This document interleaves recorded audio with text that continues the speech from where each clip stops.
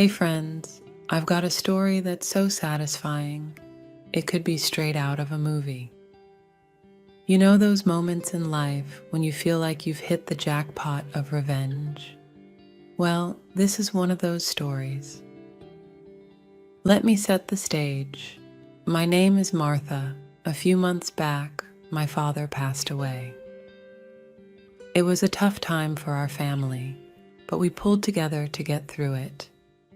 Dad had always been a great provider, and he left behind a sizable estate, including the family home, some investments, and a vintage car collection that would make any car enthusiast drool. Now, here's where things take a turn. My older brother, Mark, suddenly became a little too interested in Dad's assets. He'd always been the black sheep of the family, and I should have seen it coming. At the funeral, he couldn't stop talking about how he should get the lion's share because he had kids to support and bills to pay. Classic Mark. I knew something was up when he started getting chummy with Dad's lawyer, Mr. Stevens. They'd have hushed conversations at family gatherings, and it all seemed fishy. I couldn't prove anything, though, until the day of the will reading. The whole family gathered in the lawyer's office, and there was an air of tension you could cut with a knife. Mr. Stevens began to read the will, and as expected, Mark got the lion's share of the estate, including the family home. My heart sank as I thought he'd won. But then Mr. Stevens paused, looked over his glasses, and dropped the bombshell of the century. Dad's will stipulated that Mark would only get those assets if he agreed to one condition. He had to live in the family home for a year, without selling it or renting it out. If he failed to meet this condition, everything would be split equally among the rest of the family, me included. Mark's face turned a shade of crimson I didn't know existed. He spluttered, protested, and even tried to argue, but Mr. Stevens was firm. It was like something out of a legal drama. The rest of us couldn't believe our luck. So there you have it, friends. Mark's greed got the best of him, and now he's stuck in Dad's house, fuming while the rest of us get our fair share. I'm not one to revel in another's misfortune, but this time, karma delivered a dish that was too delicious to resist. Listen to my story to the end, and I'll spill the beans on how Mark's year in the family home is going. It's going to be a wild ride, and I can't wait to share it with you all. I couldn't help but smile as Mr. Stevens calmly closed the will, effectively sealing Mark's fate. It was poetic justice at its finest, and I savored the moment. Mark, on the other hand, was livid. His face turned an alarming shade of red, and he shot daggers at Mr. Stevens. "You can't be serious," Mark shouted, his voice a mixture of anger and disbelief.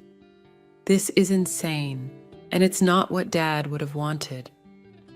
Mr. Stevens, ever the composed lawyer, simply shrugged. "I'm just here to execute your father's wishes, Mark. He outlined this condition in his will, and we must respect it." My other siblings and I exchanged glances, trying to contain our excitement. We had always known Mark's true colors, but this was a whole new level of karma coming back to bite him. As the will reading continued, Mr. Stevens outlined the logistics of the condition. Mark had 30 days to move into the family home, and he couldn't sell it or rent it out for a year from the date of occupancy. If he violated these terms, the assets would be divided among the remaining siblings. Mark stormed out of the lawyer's office, vowing to fight this injustice in court. He even threatened to contest the will's validity. But deep down, we knew he was cornered. Dad had been meticulous in his planning, and Mr. Stevens assured us that the will was ironclad. Over the next few weeks, Mark reluctantly moved into the family home, bitterness oozing from every pore. We all helped with the transition, making sure he had no excuses to break the conditions.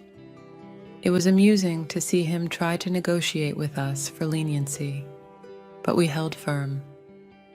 This was Dad's final wish, and we intended to honor it. Mark's life in the family home was far from comfortable. He resented every moment spent there, surrounded by memories of our childhood and the life he so desperately wanted to escape. I couldn't help but relish in the sweet taste of revenge as I watched him grumble and complain. But there was one thing Mark didn't anticipate: the watchful eyes of the neighborhood. Our parents had lived in that house for decades, and the neighbors were like an extended family. They knew about Dad's will and the conditions he had set for Mark. It didn't take long for them to become Mark's unofficial surveillance team. Every time he tried to bring in a realtor or put the house on the market, someone would anonymously tip us off. Mark's frustration grew with each failed attempt. It was as if the universe was conspiring against him. As the days turned into weeks, Mark's resolve began to waver. He realized that he was trapped in a situation of his own making, and no amount of tantrums or threats could change that. The house, once a symbol of his potential windfall, had become a gilded cage. Next, I will tell you into the comical mishaps and neighborhood interventions that made Mark's year in the family home even more entertaining. Stay tuned, friends. Justice is being served one day at a time. As the weeks turned into months, Mark's predicament in the family home only grew more comical and bizarre, like a real-life sitcom unfolding before our eyes. It was a twisted form of poetic justice that I couldn't help but relish, given what he had put our family through. After all, he had unscrupulously seized our rightful inheritance, and now he was paying the price, quite literally, for his avarice and deceit. One of the most entertaining aspects of this entire ordeal was witnessing Mark's desperate attempts to maintain some semblance of his old life within the confines of the family home. You see, he had been a big shot in his upscale condo, living a life of opulence with a personal chef, a housekeeper, and a gardener to cater to his every whim. However, in the family home, he had to fend for himself, and the results were nothing short of comedic brilliance. I still vividly remember the time he tried to cook a meal for himself. It was an epic disaster of monumental proportions, a culinary catastrophe that would be legendary in family lore. Smoke billowed from the kitchen, and the shrill blaring of the fire alarm reverberated through the house as he desperately tried to salvage his burnt creation. We, the rightful heirs who had suffered his greed, rushed over, fearing for the safety of the house. Instead, we found Mark, frantically waving a dish towel in front of the alarm, his face smudged with soot, and his once impeccable chef's apron now a grimy, scorched rag. "You guys never had to deal with this," he yelled, pointing accusatory fingers at us, as if we were to blame for his culinary calamity. "I can't believe Dad's doing this to me." We couldn't help but chuckle at his culinary misadventure. It was a stark reminder that Mark was completely out of his element in the family home. His lavish lifestyle, which he had flaunted so shamelessly, had left him ill-prepared for the simple realities of everyday living that the rest of us had long since mastered. But the most satisfying moments of all were when the neighborhood, our silent allies, came to our aid. They had taken it upon themselves to enforce Dad's unorthodox conditions, ensuring that Mark didn't dare to try and circumvent them. If he so much as contemplated putting the house on the market, the local real estate agents would be discreetly informed about the will's ironclad stipulations. Once, Mark attempted to rent out a room in the house, perhaps thinking it would bring in some much-needed income. However, little did he know that one of the vigilant neighbors had assumed the role of a potential tenant, engaging in a charade that almost felt like an episode of a hidden camera prank show. At the very last moment, just as Mark was ready to seal the deal, the neighbor revealed the truth, leaving Mark flustered and fuming. His frustration knew no bounds, and we reveled in his exasperation. As the months dragged on, Mark's relationship with the neighborhood soured further. He had unwittingly become the pariah of the community, and people avoided him like the plague. His desperate attempts to garner sympathy from the very people he had once ignored or treated with disdain were met with icy indifference. It was poetic justice at its finest, a symphony of retribution conducted by the universe itself. Mark had grievously underestimated the power of unity within a close-knit neighborhood, and it had become his undoing. The collective strength of the community was a force to be reckoned with, and Mark was discovering this firsthand. But there was still one final twist in this tale of revenge, a revelation that left us all dumbfounded. Next, I will tell you how Mark's tumultuous year in the family home took an unexpected turn, shaking the very foundations of our family's legacy. Stay with me, friends, because this story is about to get even juicier. As the seasons changed and a year passed since Dad's funeral, the drama surrounding Mark's residency in the family home took an unexpected turn. It was as if fate had decided to add one final twist to this bizarre tale of revenge, and it left us all in a state of bewilderment. You see, despite the absurd conditions laid out in Dad's will, Mark had managed to hold on to the family home for an entire year. He had endured the comedic mishaps, the neighborhood's vigilant surveillance, and the utter isolation he had brought upon himself. But he was unyielding in his determination to cling to the house, convinced that he would outlast the stipulations of the will. However, Mark had overlooked a crucial detail, one that would prove to be his downfall. The family home was an aging structure, and its maintenance required not only financial resources, but also a deep understanding of its quirks and idiosyncrasies. Mark possessed neither. At first, we noticed minor issues: a leaky roof, a malfunctioning furnace, and creaking floorboards. Mark, in his arrogance, believed he could simply hire contractors to address these problems. But what he failed to realize was that the house had a peculiar temperament, and it seemed to rebel against his presence. The leaky roof became an incessant drip, defying all attempts at repair. The furnace emitted eerie, discordant noises that kept Mark awake at night, and the creaking floorboards seemed to whisper haunting secrets. It was as if the house itself had joined the neighborhood in its silent revolt against its unwelcome occupant.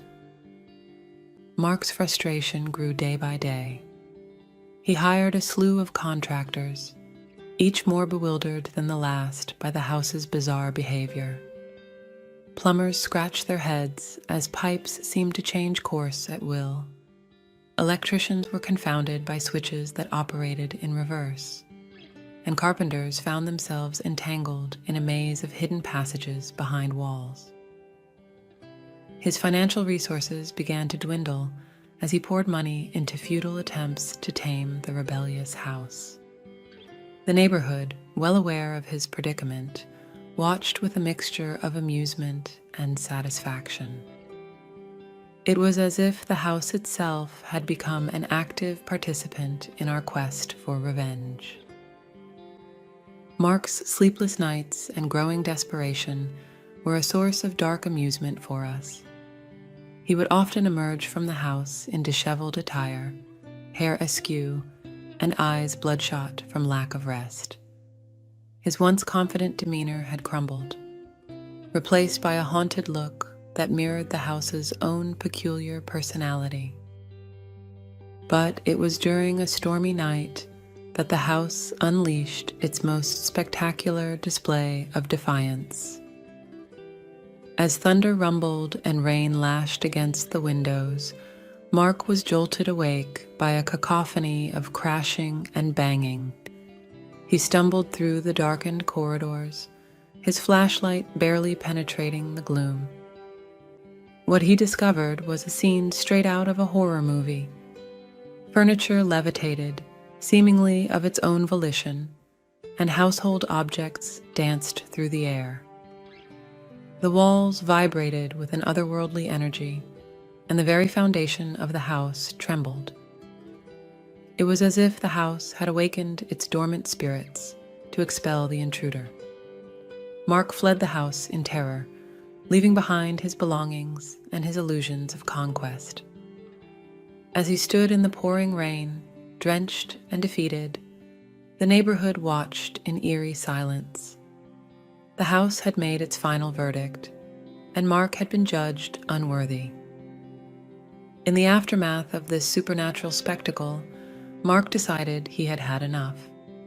He relinquished his claim to the family home, realizing that some forces were beyond human comprehension.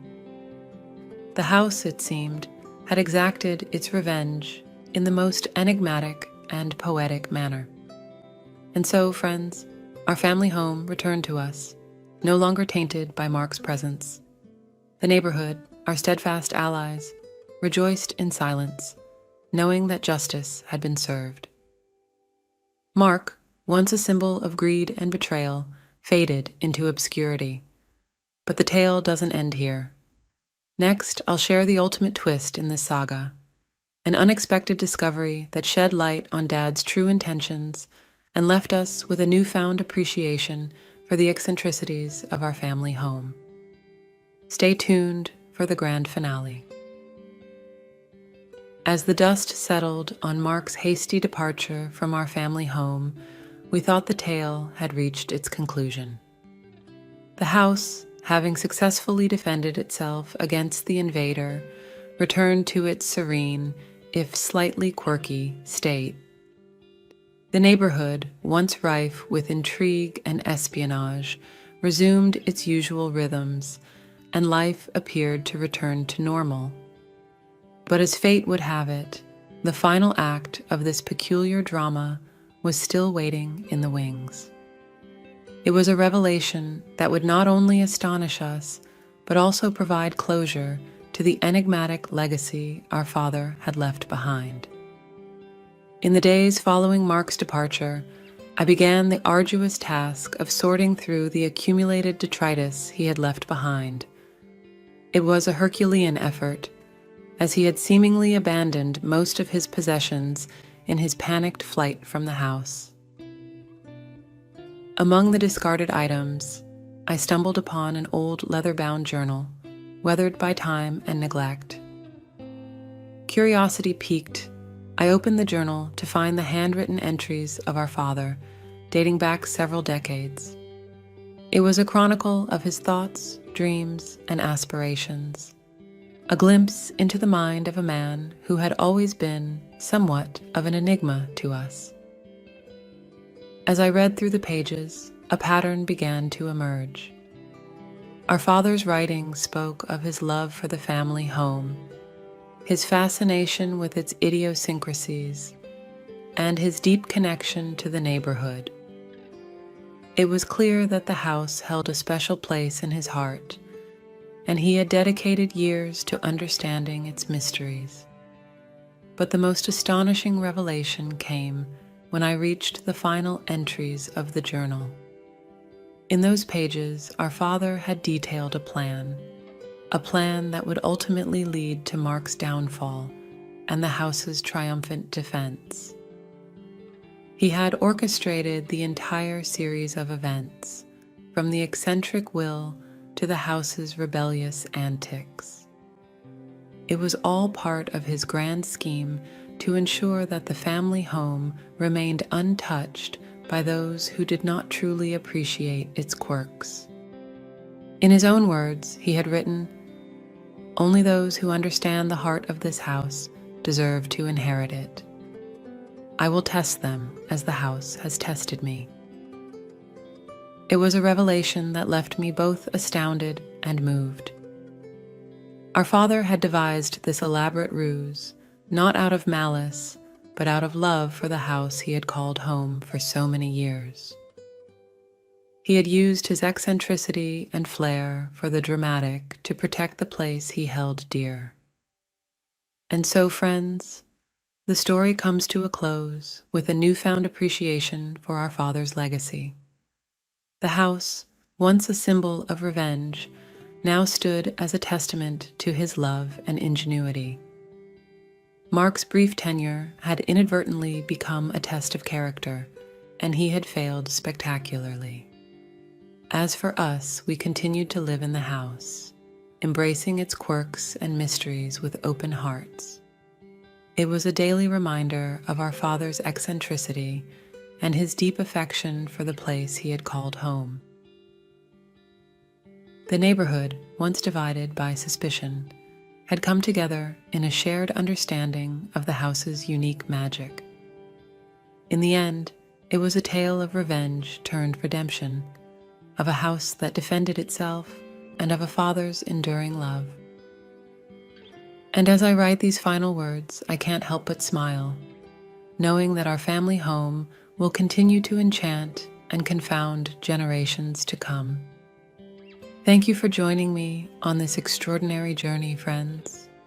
And remember, sometimes the most unusual stories hold the deepest truths.